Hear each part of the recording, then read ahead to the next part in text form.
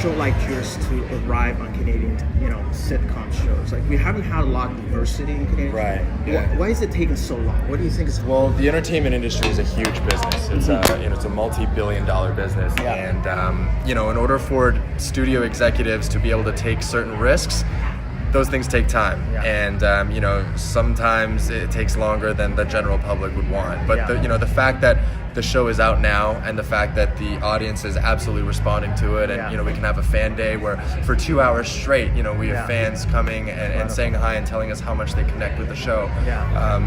That's telling of just how needed shows like this are. Wow. Well, I go back to your journey. Well, it's taken a long time.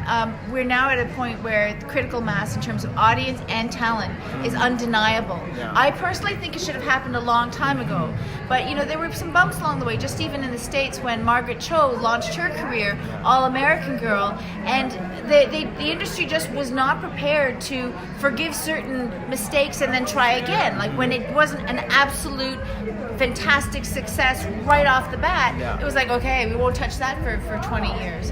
And we're now at a point where that's just not feasible. And so we've got a bunch of things happening. Our show, we've got Blood and Water, fresh off the boat in the States, and we're seeing Asian talent popping up in all kinds of shows because we are here in North America, and we are Canadian, we are American. It's undeniable, and audiences want it. Audiences are hungry for it. We need it. We need our stories to be out there. So thank God. Yeah. Wow. Yeah. So I know there's a lot of talk about cultural diversity and inclusion in our culture today.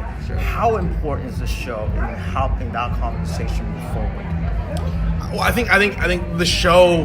I think what I love about the show is other cultures outside of Korean cultures come and say, my family is like this. And what you start to realize, and what mainstream culture realizes, is that these stories are relatable.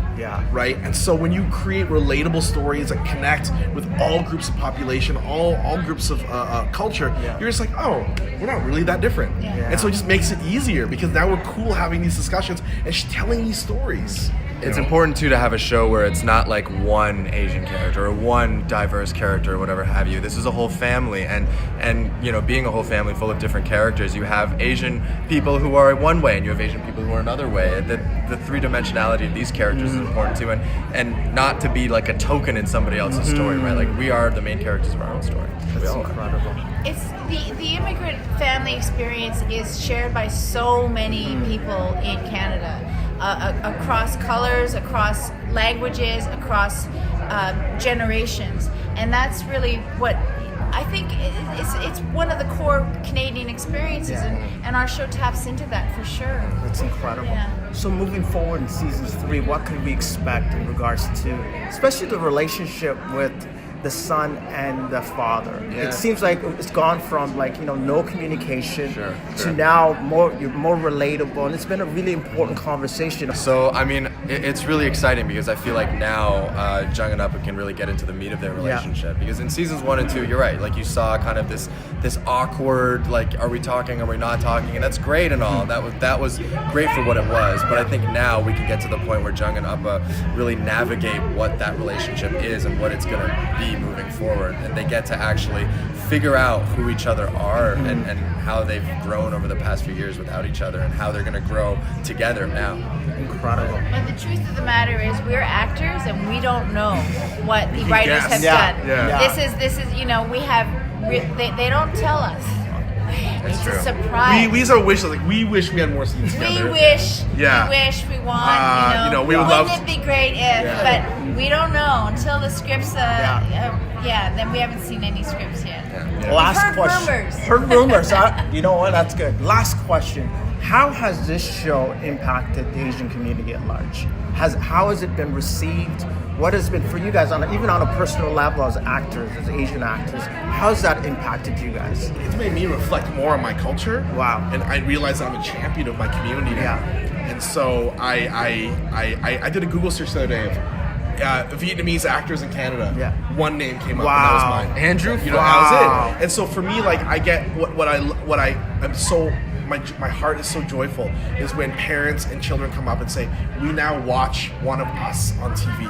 We get to see that. And I think what's going to happen is our community, our country will start, the norm will be looking at the screen and being like, yep, there's this person, there's that person. We'll see everyone on the screen. And isn't that what we want from storytelling? That represents the real world. And that's good storytelling when it reflects something happening in our community and society. And just, our lives have just changed. We now are champions of our communities and our cultures and all cultures.